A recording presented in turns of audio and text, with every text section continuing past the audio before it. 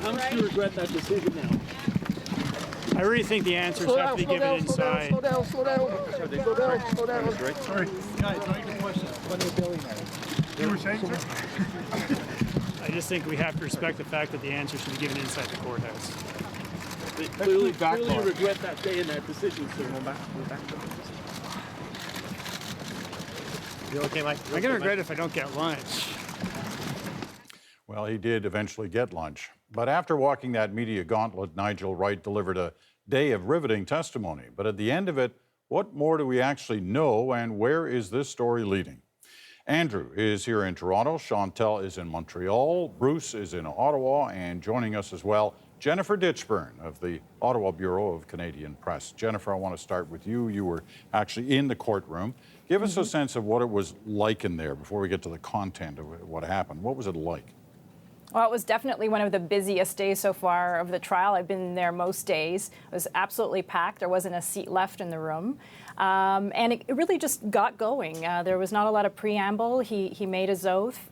He was very calm, very forthcoming. He seemed to have excellent recall of dates and events. And it was just chock-a-block of details. I was typing away the entire time. Almost everything he said seemed noteworthy. There were those who thought he'd be giving very short answers to questions, but it didn't appear to be that way at all. No, and I mean, any hints that we had gotten from people around him were that he was there to be quite transparent and put everything out on the table, and this is his opportunity to sort of get past this chapter in his life and go on with his career and his life in London, England. So, yeah, his answers were quite long. I mean, there were stretches where he was speaking for minutes and minutes, adding in details without being prompted. All right, well, let's talk about some of those details and what he had to actually say. In terms of what each of you thought was the most significant moment of what was a day-long testimony, Andrew, why don't you start us? Well, I'm not sure there was one. I mean, it was all, most of the questions that we had before, we still have now. Most of what we heard, most of it was things that we had heard before. We certainly got a fuller explanation of just how completely the Senate had been absorbed effectively into the PMO.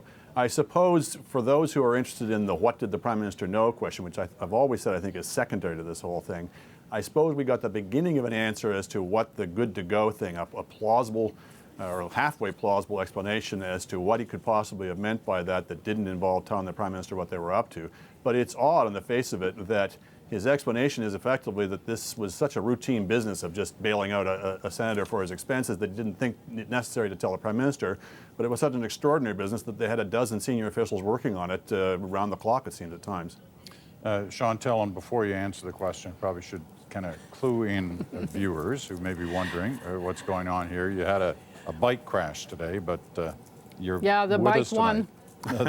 Bike won. I lost, but I'm still standing. You're still standing. Fortunately, you were wearing a helmet, so that's good. Everybody will be sending you their best wishes. Now, in terms of the significance today, what did you make of it? I was looking at the emails because we did get access to a lot of emails today. On top of the testimony, I was totally struck by the fact that no one ever seemed to be arguing seriously for cutting Duffy loose. It seemed to be that they were on this path to save soldier Duffy and themselves, I guess, in the process. And all these options show up in emails. Even when the party finally balks at paying those expenses because they're not at all the price that they expected, 90,000 instead of 32, still they don't revisit the track that they're on and say, wait a minute, why are we doing all this? Why don't we just cut this guy loose? Bruce? Well, Peter, I said last night that I was most interested in the question around the audit and the tampering or the alleged tampering of the audit. And that's what struck me most today. We are, as taxpayers, by the latest count, some $21 million in terms of spending on audits of what's gone on in the Senate.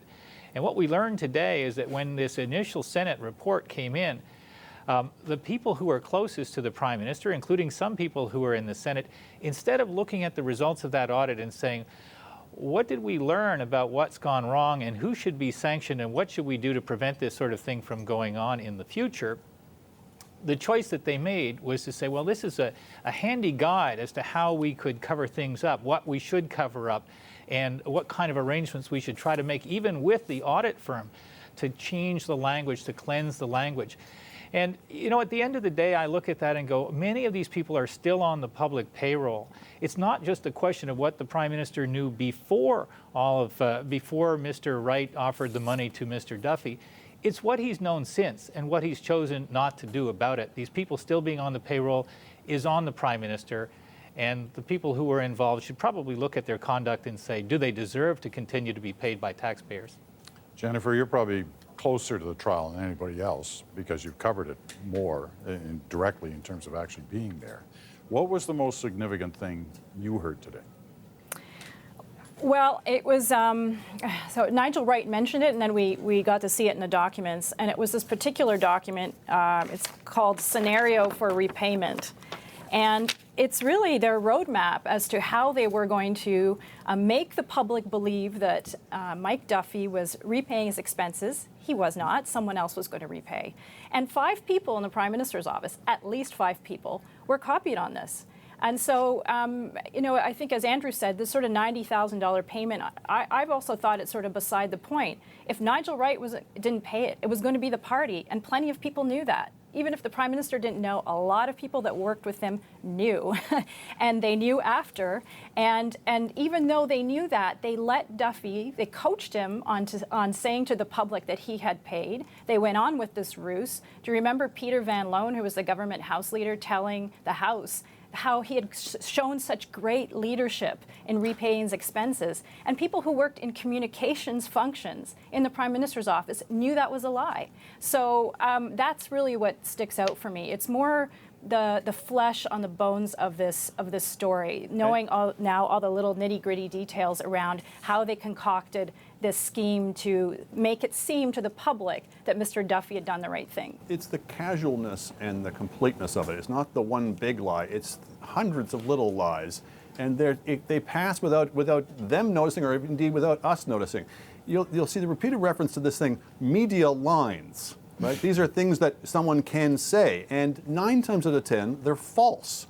But in politics, people get so steeped in this stuff that I think they really legitimately lose track of what's true and what's false at times. You know, well, there was even a part, sorry to interrupt, but there was even a part when Marjorie Le Breton at the end of this whole affair, not the end, but she was saying that the case is closed on Mike Duffy. We talked about it on this panel. The case is closed on Mike Duffy. We've got the Senate report. We got this audit. Let's move along, which is, by the way, exactly what they wanted to happen. This was all about putting it on the shelf. And she was coached. There are media lines where she's coached. If a reporter asks you, why did the Senate whitewash the report, you are to say that, you know, this is, we've done the work and this matter is now over. All right. The interesting point about that document you put forward is, to me, when I read it, when I was going through it, it's not about protecting Mike Duffy. It's about brand protection. You know, this whole thing about why were they so concerned about Mike Duffy? Was it really Mike Duffy they were concerned about? It seemed to be the bigger question of their brand, the conservative brand of the party that you know, that doesn't allow bad things to happen to public money. Chantal? Peter, that is what Nigel Wright said, and I believe that is at least partly true. But when you read the emails, when you listen to Nigel Wright, and even to be really forthright on the stand is actually part of protecting the Prime Minister, who at the end of the day is the person who has appointed Mike Duffy, who, if you really go into that, had cause to know that he lived in Ottawa and did not really question residency. And you read through the emails and through the testimony how they wanted to protect the fact that Mike Duffy was qualified. He was to represent PEI in the Senate, no matter what. And that goes to protecting the Prime Minister. And I guess we'll hear more tomorrow about how far you protect the Prime Minister, because today, in answers, Nigel Wright said, I didn't ask the Prime Minister, I didn't brief him. But the question that wasn't asked, that I guess will be asked tomorrow, is, well, why wouldn't you brief the Prime Minister, having consumed so much energy onto so many things? All right. Mike Duffy is the person on trial here. Was this a good day or a bad day for him? This was the star witness, some argue, for the Crown. There he was on the stand giving everything he knew to the Crown. Was this a good day or a bad day for Duffy? Bruce? Well, probably in one technical sense, it was not a bad day because he had a witness who was essentially saying that there were no rules so that Mr. Duffy couldn't have broken the rules. But it was a terrible day in another sense, Peter, because really what happened is, as we read in these emails and hear in the testimony, is that, you know, if there's one small bright spot for the Prime Minister, it was that when he was presented with evidence that Mr. Duffy was billing the public for meals that he was eating essentially at home, he said, well, that's wrong and you should pay that money back. And Mr. Wright thought that Mr. Duffy was going to do that. And when Mr. Duffy said, no, I'm not going to do that, I've thought about it some more and I don't think that's wrong, or at least I don't think there's any rule against it, that was probably the moment where Mr. Wright and Mr. Harper should have said, that's it, you're out of our caucus, you should resign from the Senate, and we should turn the file over to the police and let them decide whether or not there's criminal behavior here. Instead, you had evidence of a conversation between Mr. Duffy and Mr. Wright, where Mr. Duffy said, you know, could you maybe not turn this information over to the police? And Mr. Wright said, well, I'm a lawyer, but I kind of think it's not a police matter. That was the wrong choice for Mr. Wright to make. He acquitted himself well in terms of being a thoughtful and forthright witness today, but there were some bad choices that he made, and they still stand as choices that the Prime Minister hasn't repudiated. All right, Andrew, on this question of good day or bad day, for the kind of three people who were most affected by today, that's Duffy, Wright, Harper. Good day, bad day. I think it was not necessarily a great day for Mr. Duffy in that Mr. Wright was a plausible witness. He came across well. He came across as serious and reflective and, you know, all the things you'd want your star witness to be on the stand. But he kept saying that Duffy hadn't done really anything wrong. That's right, but the storyline was certainly that of Duffy making escalating demands rather than the storyline that the Duffy people want to tell, which is of him being forced into this blackmail scheme, you know, against his will. So to that extent, I don't think it's helpful to their case, but we'll see what comes up under cross-examination. I think the Prime Minister, it was a good day for him in the sense that Mr. Wright stuck to the line of, I didn't tell the Prime Minister, he didn't know anything about this, etc. I still think, as I say, that there's a lot of questions that remain around these implausible but not impossible scenarios, shall we say, that again, I think cross-examination will be interesting to see how that gets probed. All right, I got to take a quick break here in a moment, but Chantal, your thoughts on good day, bad day for the three? I don't think that a Prime Minister campaigning for re-election can be said to have a good day when you spend the day being told that this palace guard is his right-hand person, his Senate leadership, spent weeks trying to organize a cover-up to doctor documents. And as for Mr. Duffy, I don't know how many times I read in the emails of Mike Duffy and his own press line saying that he was a man of his word. It's really hard to look at someone in the face who has been claiming that when you know that that person always knew that he was actually not paying a penny back. Jennifer? I think I agree completely with Chantal. It's a bad day for the Prime Minister, especially when you look at the names of people involved and you realize they're still working right in the middle of the Conservative Party. They were, some of them, given very good jobs with ministers and so on. One thing that I found very interesting, though, is that you know, Mike Duffy, really from the beginning, he's stuck to his guns. He dug on his heels on having done nothing wrong, and to a certain extent, as was mentioned before, Nigel Wright said, yeah, he might have had technically a legal defense for filing the expense claims that he did. All right.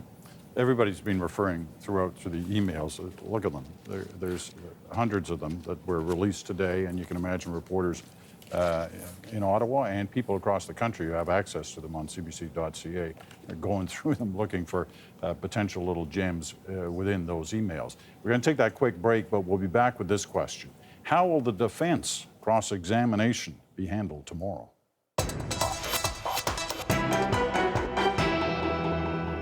All right, Andrew, Chantal, Bruce, and Jennifer are all still with us. Tomorrow, the defense begins its cross-examination of Nigel Wright. Was there anything happen today that you think they may want to try and exploit tomorrow? Jennifer.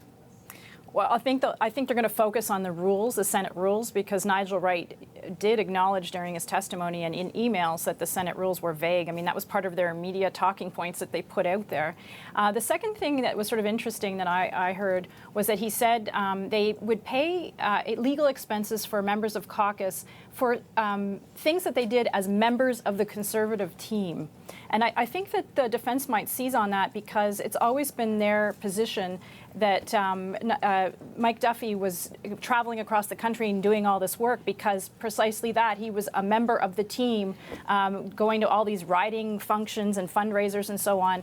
And actually, that's one of the questions I don't think the Prime Minister has ever addressed, which is, who did you think was paying for all this travel that he was doing for the party all those years? So I think those are the things. All right. Bruce?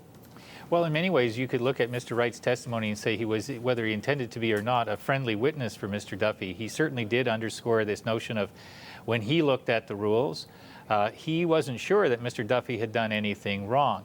He also reinforced one of Mr. Duffy's other arguments, that Mr. Duffy was really hardwired to the party. The party saw its interest as aligned with Mr. Duffy, and that Mr. Duffy was doing what he was doing as a senator, essentially on their behalf, including a lot of partisan stuff that should, raise the odd eyebrow.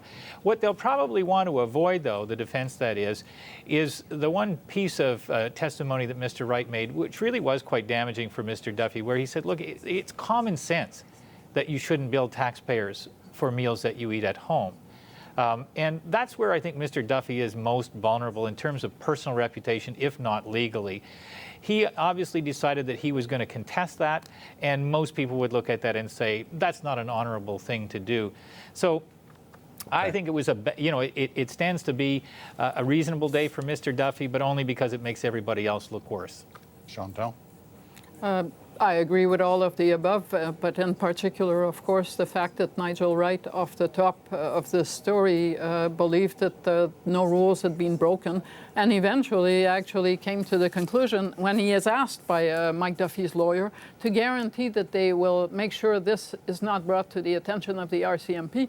He gives good reasons to say, I can't promise something like that, but he also says, I don't believe that a crime has been committed here. That's a sentence, I'm sure, that the defense would want him to say as he testifies. Andrew, you can close it out for us. Well, just to underscore a couple of points. First of all, the connection between Mr. Duffy's absences from Ottawa is very concrete here, that he argues in one of the emails, and I think he was trying to get the government to acknowledge it, that that's part of the reason he wasn't in Ottawa long enough to claim his housing allowance, as his principal residence was that he was traveling so much. But secondly, he's going to have to make the case, as people have been saying, that there were no rules against this. That certainly doesn't get him off on the court of public opinion. But it's not even clear it gets him off on the legal matter. Just because something wasn't against the Senate rules doesn't mean it isn't in some larger sense against the law. So he's got a much larger row to hoe on that score than just showing that Nigel Wright thought this wasn't against the Senate rules. All right. Thank you all. And thank you, Jennifer, for joining us again. Thank you.